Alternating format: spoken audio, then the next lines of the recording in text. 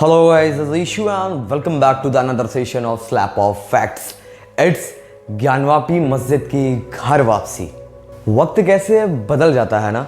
एक वक्त था जब कहा जाता था कि हिम्मत है तो राम मंदिर बना कर दिखाओ, और आज राम मंदिर बन के तैयार हो रहा है। सच पर झूठ लीप देने से सच का वजूद खत्म नहीं हो जाता।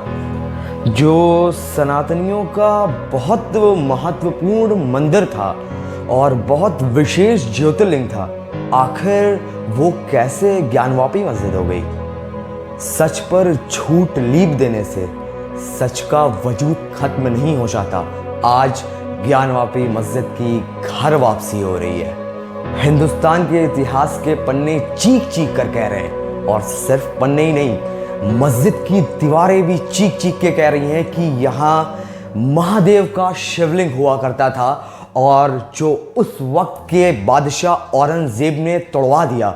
और ये बात इतिहास के पन्नों में ही दर्ज नहीं है, वो लेटर जो औरंगजेब ने मंदिर को ढाने के लिए दिया था वो आज भी हिंदुस्तान के म्यूजियम में अवेलेबल है।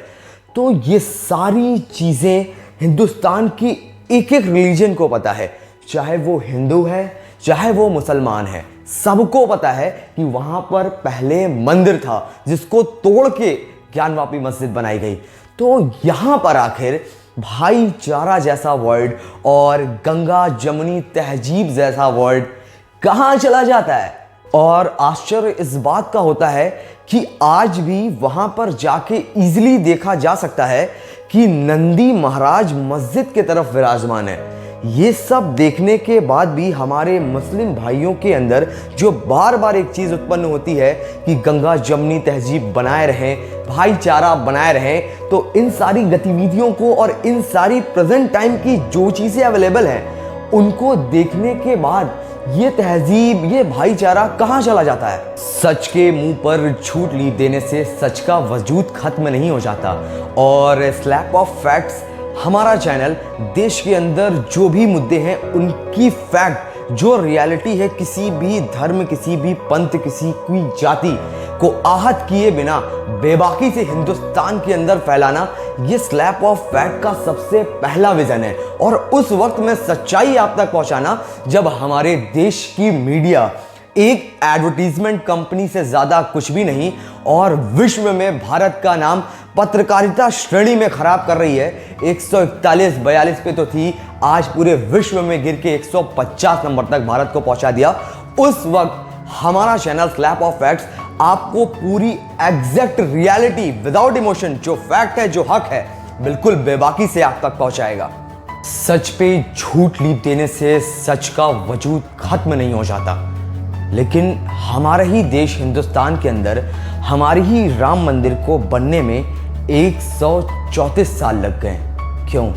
और आज फिर ज्ञानवापी मस्जिद के अंदर सारे साक्ष्य आपके सामने हैं, और आपको सब कुछ पता है कि बादशाह औरंगजेब ने उस मंदिर को तोड़वाया था जो पहले वहां पर हुआ करता था, और आज उसको घर वापसी, उसको वापस से मंदिर बनाने के चक्कर में हमारे पॉलिटिशियंस, हमारे जो देश के लीडर्स हैं, हमारे देश का सुप्रीम कोर्ट, हमारे देश का हाई कोर्ट, जो चीज़ें वहाँ पर पहले से अवेलेबल थी, जो बादशाह औरंगजेब के हाथों तोड़वाई गई थी, उस चीज़ को हिंदुस्तान में वापस लाने के लिए एक से एक संस्था लगी है।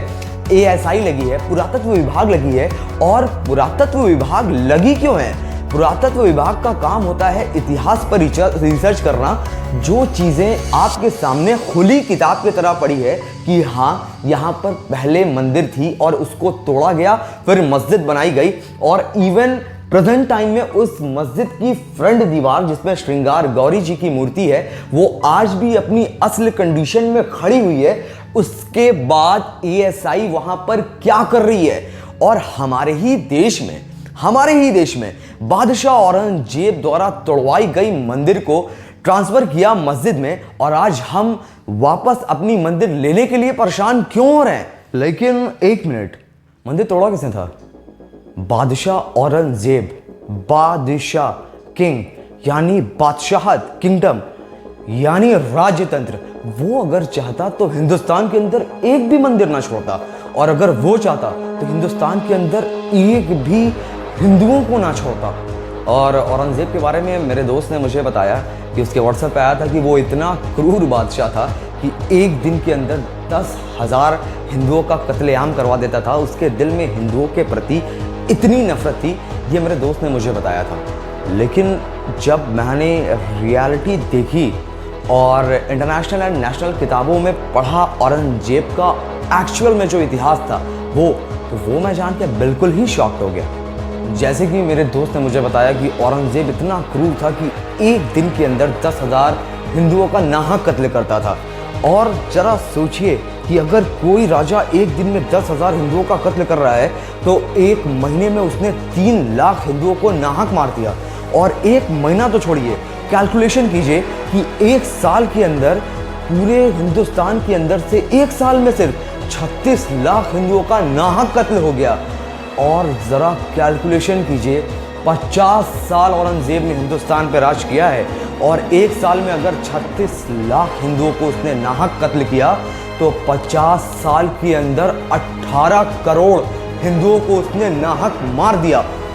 लेकिन ये था फेसबुक और व्हाट्सएप का ज्ञान। अब आइए रियलिटी में, हिंदुस्तान की पॉपुलेशन उस वक्त 18 करोड़ नहीं थी। हिंदुस्तान की पॉपुलेशन ऑल ओवर हिंदुस्तान की, हिंदू मुसलमान सब मिला के पॉपुलेशन थी 11 करोड़।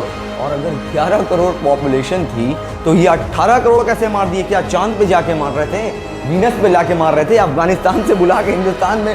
ये सारी चीज़ें तो इंडिया के अंदर थी, कहाँ जाके वो मार रहे थे? और अगर मार रहे थे तो हम और आप आज बैठ के बात कैसे कर रहे हैं? यहाँ तो जंगल हो जाना चाहिए था, क्योंकि 11 करोड़ तो पॉपुलेशन थी हिंदुस्तान की। और according to Facebook and WhatsApp पूरे के पूरे 18 करोड़ हिंदुओं का नाहक कत्ल हुआ। इस चीज़ को समझने की कोशिश करिए और ऐसे समझिए कि आप देश के प्रति सोच रहे हैं, ना कि धर्म रिलेटेड सोच रहे हैं कि आप लोगों के साथ, हिंदुओं के साथ और मुसलमानों के साथ खेला कहाँ गया।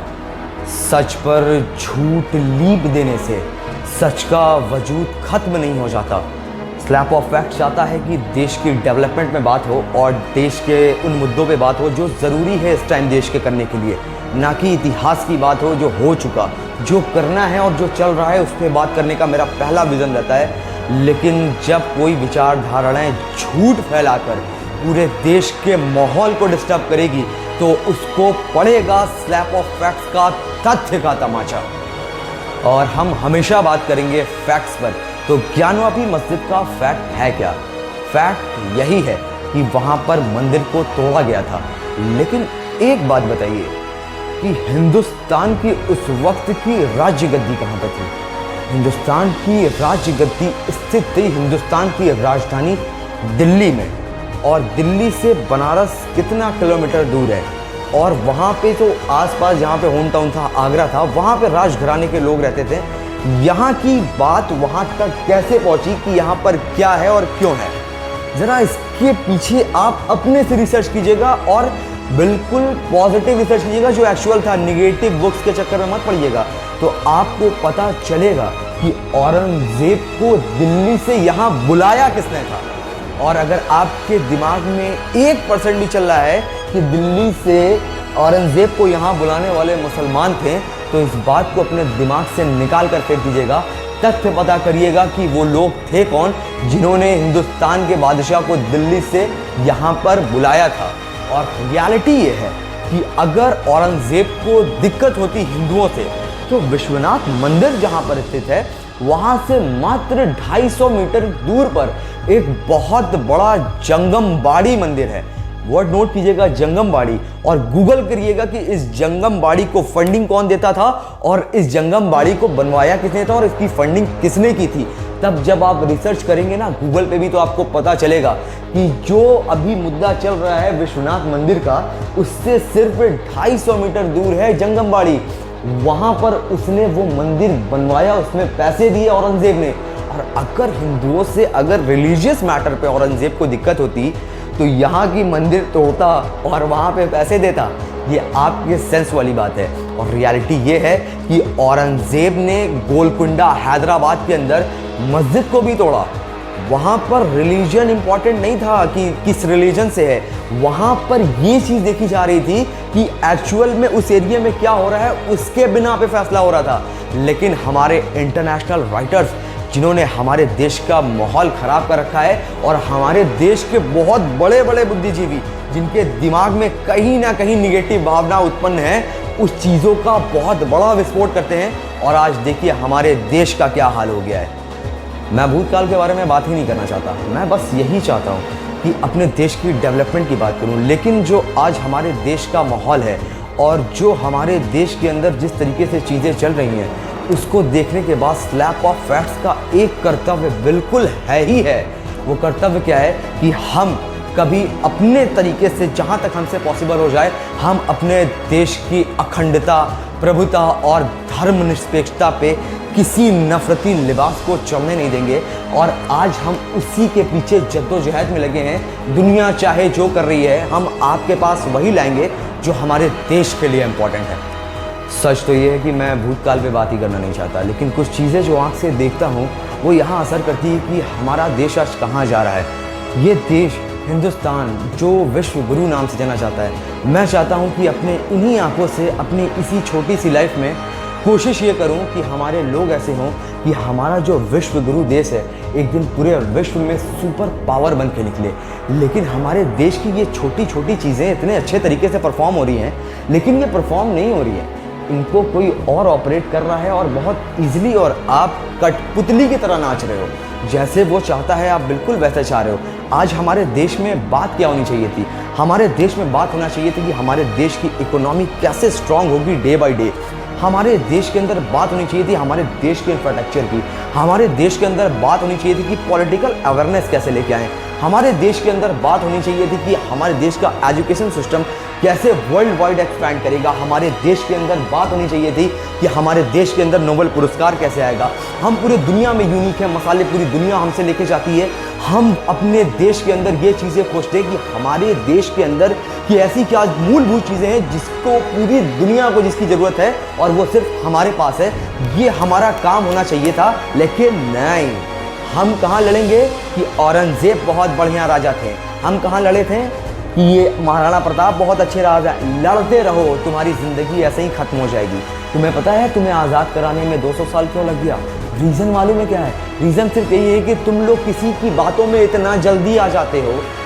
तुम क्या, हम सब किसी की बातों में इतना जल्दी आते हैं कि एक्चुअल चीज़ें देखते नहीं हैं। तुम लोगों को 100 साल बताने में ये बात लग गई कि तुम लोग गुलाम हो। जब 100 साल बाद पता चला कि हम गुलाम हैं, ओके, तब जाके नहीं भैया, कोई हिंदू नहीं, कोई मुसलमान नहीं, कोई कुछ नहीं, एक झंडे के नीचे सब लोग आए, अंग्रेज़ों की ईंट से ईंट बजी और आज हमें आज़ादी मिली। लेकिन आज क्या है? आज फिर वही चीज़ आने लगी। लेकिन अब अंग्रेज़ों की जगह कोई दूसरा बंदा तैयार हो रहा है जो हमारे देश का ही है, जो हमारे देश के अंदर से बैठ के इंटरनेशनल लोगों की चाटुकारिता कर रहा है, जो हमारे देश को बर्बाद करना चाहते हैं। और तुम लोग फिर वही काम कर रहे हो जो पहले करते थे। करते रहो, लेकिन मेरा काम है तुम लोगों को झिझोड़ना और जगाना, और मैं वो करता रहूँगा। देखता हूँ कि तुम जीतते हो या मैं जीतता हूँ। बात देश की थी और वार्म हो गई और अपने लेंथ और लाइन से अलग हो गए। तो हम बात कर रहे थे ज्ञानवापी मस्जिद की और उसकी सच्चाई आप तक लाने की कोशिश कर रहा था। तो औरंगज़ेब जो आप लोगों की आइडियोलॉजी में अच्छे तरीके से घुसा हुआ है, वो रियलिटी मैं आपको बता रहा हूँ कि वही औरंगज़ेब जिसने यहाँ पर जंगमबाड़ी मंदिर बनाया, इसी औरंगज़ेब ने जब हिंदुस्तान के अंदर जजिया प्रथा चल रही थी कि टैक्स देना था, तो मुसलमानों का 6% था और हिंदुओं का 1% था। और यही औरंगज़ेब था जिसके टाइम में पूरे वर्ल्ड का सबसे ज़्यादा पैसा हिंदुस्तान के अंदर था। यही औरंगज़ेब था जो पूरी दुनिया के अंदर चैलेंज करता था कि हिंदुस्तान को कोई हमसे छीन नहीं सकता। राजा को किसी भी इतिहास के कैरेक्टर से किसी भी हम लोगों को नफरत नहीं करना चाहिए, क्योंकि इतिहास का हर कैरेक्टर, चाहे वो किसी भी धर्म का हो, हमारे लिए एक ही श्रेणी में आते हैं। चाहे वो औरंगज़ेब हो, चाहे वो महाराणा प्रताप हो, चाहे वो शिवाजी महाराज हो, ये सब हिंदुस्तान की अमूल्य धरोहरें हैं जिनसे हम नफरत नहीं कर सकते। और इंसानी फहरिस्त से बाहर हो जाता है वो आदमी जिससे गलतियां नहीं होती लाइफ में। गलती तो यहाँ बड़े बड़े इंसानों से हुई है, और गलती पे बात करने आ जाऊँगा तो बहुत बड़े बड़े चेहरे सामने आने लगेंगे। तो गलती पे बात नहीं करना है, फैक्ट क्या है वो मैं आपको बताता हूँ कि वही औरंगजेब जिसने 10,000 हिंदुओं को हर वक्त मरवाया और अपने 50 साल के शासन में उसने 18 करोड़ को मरवा दिया, भले ही से हिंदुस्तान की पॉपुलेशन उस टाइम 11 करोड़ थी, और आज हिंदुस्तान का 75% पॉपुलेशन हिंदू है तो कहाँ से है? और आज हमारे हिंदुस्तान का 25% पॉपुलेशन अगर मुस्लिम है तो कहाँ से है? जब औरंगजेब ने उस वक्त मरवा दिया था, ये हमारा सिनेरियो रहा। लेकिन अब आइए बात आपको जो समझाना है और इस वीडियो का जो नरेशन है वो बताता हूं। बादशाह, बादशाहत, राजतंत्र, ये उस जमाने में था जब राजतंत्र पूरे विश्व में चलता था और हिंदुस्तान की गद्दी पे राजा बैठता था। लेकिन आज 2023 के अंदर राजतंत्र नहीं है, ना कोई राजा है। 2023 में हम लोगों का राज है, ये प्रजातंत्र है। डेमोक्रेसी हिंदुस्तान का गौरव है, जो हमारे देश के अलग अलग धर्म के अलग अलग लोगों को एक साथ लेके चलने के लिए सबसे ज्यादा इंपॉर्टेंट है। लेकिन वेट अ मिनट, औरंगजेब से लेकर 2023 के बीच का ये जो गैप था, और ये जो देशभक्ति का लिबास ओढ़ के देशद्रोही और आतंकवादी आज हमारे देश में घुसे हुए हैं, उनको उनके बाप का नाम तो याद दिलाना मैं भूल गया, डॉक्टर भीमराव अंबेडकर। और अब भारत में राजतंत्र जैसी कोई चीज़ नहीं रह गई, और हिंदुस्तान अगर अब चलेगा तो बाबा साहब अंबेडकर के दिए हुए संविधान से। और हमारे हिंदुस्तान का गौरव है इंडियन डेमोक्रेसी, और अपने उन लोगों से जो देशभक्ति का लिबास पहन के देश के रीढ़ की हड्डी में दीमक हैं और लोमड़ी बने फिर रहे हैं। अपने कलेजे में, अपने दिमाग में ये बात जितनी जल्दी डाल लो, तुम्हारे लिए आसानी होगी बाबा साहब अम्बेडकर की, कि हिंदुस्तान किसी एक धर्म से नहीं ताल्लुक़ रखता। हिंदुस्तान हिंदू, मुस्लिम, सिख और ईसाई का एक अधिकार है इस देश के अंदर। जितनी जल्दी इस बात को अपने कलेजे में, अपने दिमाग में बैठा लोगे तो तुम्हें तुम्हारी अपाहिज मानसिकता से आज़ादी मिलेगी। जो छोटी छोटी हरकतें को बड़ा बड़ा विस्फोट करके देश में फोड़ रहे हो और आपस में लड़वा रहे हो, तो इन सब से हट के तुम भी हमारे साथ रह के देश की प्रगति में काम करोगे और उन्नति में काम करोगे, और देश को एक दिन बहुत बुलंदी पे लेके जाओगे। लेकिन इसके लिए बाबा साहब अंबेडकर के संविधान को जानना पड़ेगा और जान के मानना पड़ेगा। अपनी आइडियोलॉजी नहीं लड़ानी है वहां पर। यह था स्लैप। अब बात करते हैं फैक्ट्स की। और फैक्ट क्या है? फैक्ट है वही जो इस सेशन का ओरिजिन है, ज्ञानवापी मस्जिद। ज्ञानवापी मस्जिद के बारे में पूरे हिंदुस्तान को पता है कि ये वहाँ पे मंदिर थी, मंदिर को तोड़ के बनवाया गया था। तो आखिर इस टाइम वहाँ पर एएसआई क्या कर रही है, उसका क्या यूज़ है, जब खुलेआम हर जुबान पे आम है कि वहाँ पे मंदिर थी, मंदिर को तोड़ा गया, वहाँ पे ज्ञानवापी मस्जिद बनी। तो एएसआई किस बात का सर्वे कर रही है और क्या प्रूफ करने में लगी हुई है? प्रूफ तब होता जब वहाँ पे लोग कहते कि नहीं, यहाँ पर कोई ऐसी चीज़ें नहीं थी, यहाँ पे मंदिर नहीं हुआ करती थी, यहाँ पे एक जमाने से मस्जिद थी। लेकिन ऐसा कोई नहीं कह रहा है, सब जान रहे हैं। इवन लेटर तक रखा है वो, जो वहाँ पे तोड़ने का ऑर्डर था, वो सारी चीज़ें अवेलेबल हैं। तो एएसआई वहाँ पर कर क्यों रही है, अपना टाइम क्यों वेस्ट कर रही है? इस चीज़ को समझिए, ये है फैक्ट, और जो हिंदुस्तान में हो रहा है और जो चल रहा है। बात कड़वी है मगर फैक्ट है, इसको समझिए। जैसे हमारे भगवान का मंदिर, हमारे महादेव का मंदिर है वो काशी विश्वनाथ मंदिर, वैसे ही उनके अल्लाह का मस्जिद है वो। अब इस बात को इस एग्जाम्पल से समझिए।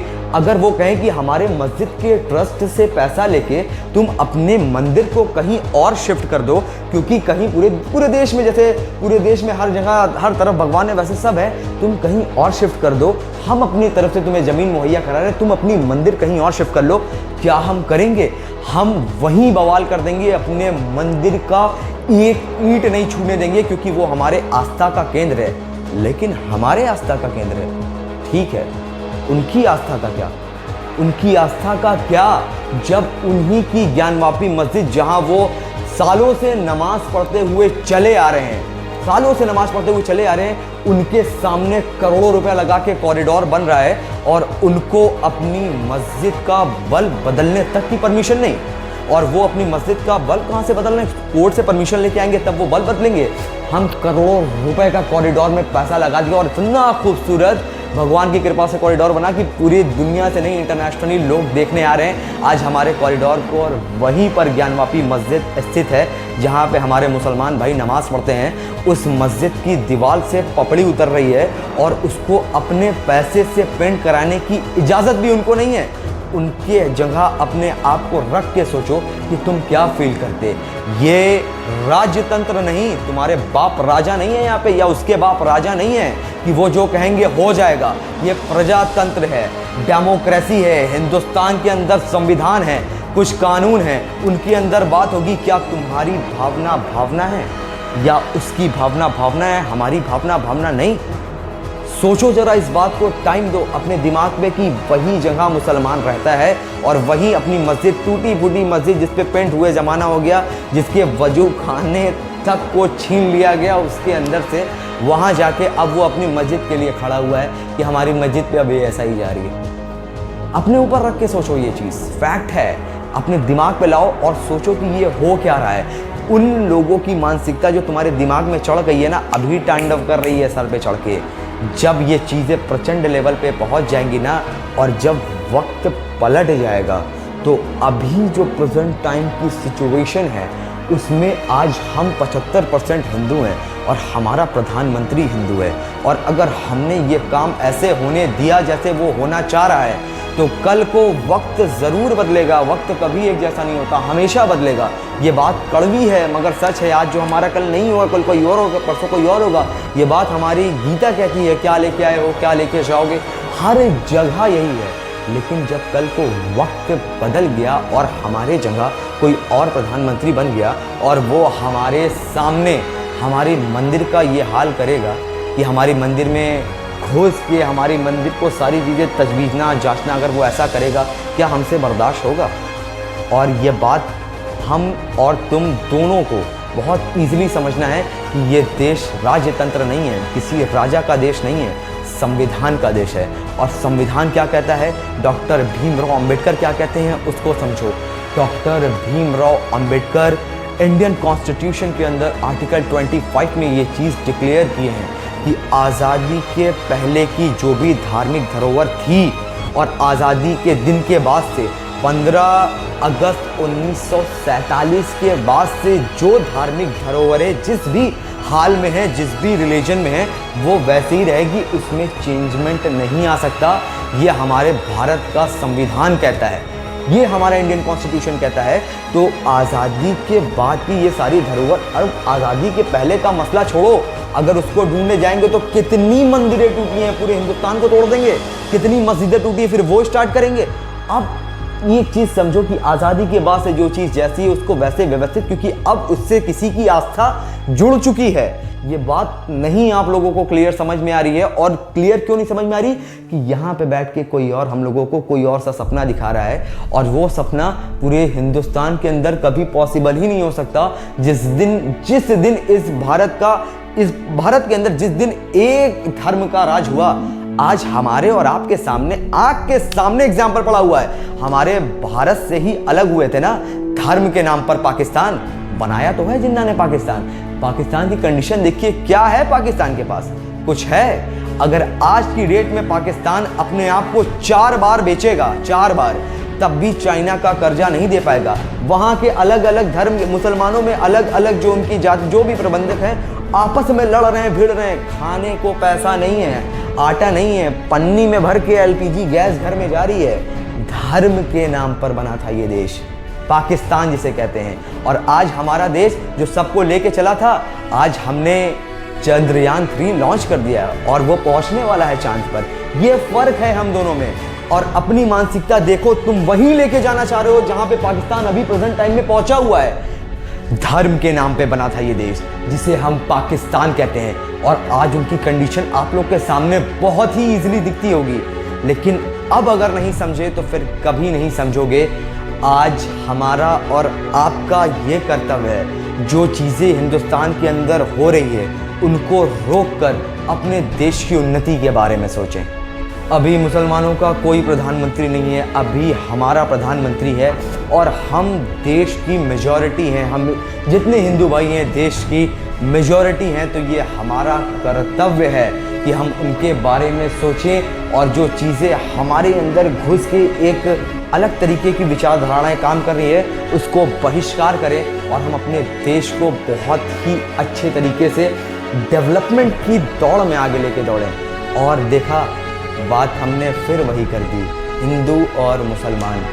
क्या कर दी? हिंदू मुसलमान। यही वो चाहते हैं कि हम अपने मुद्दों से जो हमारे जो है रियलिटी मुद्दे जिसको सॉल्व करके हम आगे बढ़ सकते हैं, उनको छोड़ के हम बात क्या कर रहे हैं? मंदिर मस्जिद कौन सही है कौन गलत है, हिंदुस्तान का संविधान हो गया ये सारा सेटलमेंट, ये जितना प्रबंध था सब हो चुका। अब हमें देश की डेवलपमेंट की बात करनी थी, लेकिन हम लाचार हैं, नहीं कर पा रहे। क्यों नहीं कर पा रहे? क्योंकि हमारे ऊपर हमारे राजनेता जो हमारे ऊपर शासन कर रहे हैं, जो हमारे अगेंस्ट जो अभी शासन में नहीं है, चाहे जो भी हो, कोई ना कोई वायरस हमारे दिमाग में डाल दे रहे हैं। आइए एक कदम हम बढ़ाते हैं, एक कदम वो बढ़ाएं और मिलते हैं अपने लिए, इंडिया के लिए, और इंडिया को आगे बढ़ के ले जाते हैं। और इसी सेशन को मैं यहीं पे कंप्लीट करते करते एचएम अख्तर की एक लाइन आपको सुनाना चाहूँगा। इस लाइन को समझिएगा कि यह लाइन है क्या। कि इस रूहे ज़मीन से सब कुछ बटोर लो, ले जाओ जो ले जाना है, मेरे लिए बस हिंदुस्तान छोड़ दो। जलाओ शम्मा अपनी अपनी इबादत गाहों में, और मेरे लिए बस संविधान छोड़ दो। Thank you so much guys for watching this video. और अगर आप यहाँ तक आए हैं तो आपने पूरी वीडियो देखी है। एक छोटी सी रिक्वेस्ट है आप लोगों से, अगर आपने ये वीडियो पूरी देख ली तो आप इसे ज़्यादा से ज़्यादा शेयर कीजिए, क्योंकि आप सब जान रहे हैं कि देश का माहौल अभी क्या चल रहा है। और ये वीडियो शेयर नहीं, देश की उन्नति के लिए एक कदम होगा हमारा और आपका। और यहीं से आप लोगों को इस सेशन के लिए गुड बाय करता हूँ और मिलता हूँ नेक्स्ट सेशन में। तब तक जय हिंद।